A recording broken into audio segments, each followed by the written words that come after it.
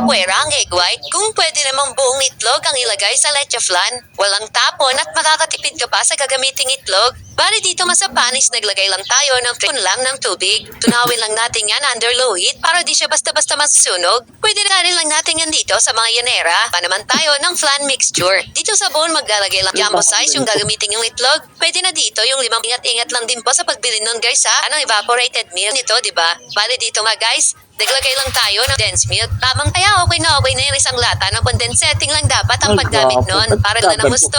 Wait nga, saan ni-ready natin yan? Bali 4 pieces pala itong nagawa natin. Gas sa pagluluto. Sa steamer ng 60 minutes until maluto na yung tubig dito maging scrambled egg. But after ng isang oras, buksan lang natin yung foil gamit tong toothpick, then saka hanguin. Isa pa sa wag yung leche flan para mas mag-set to nung ready ng ibenta o ipanghanda. Itong all-time favorite nating leche flan. Kaya sa mga nakain nyo din tong itinda guys. Kaya ano pang hinihintay?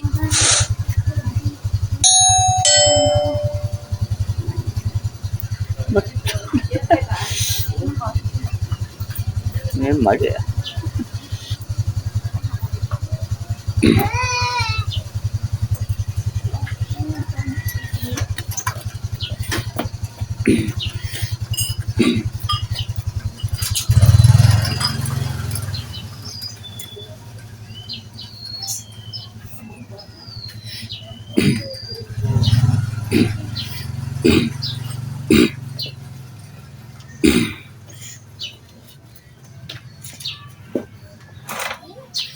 Papado na ang kapal.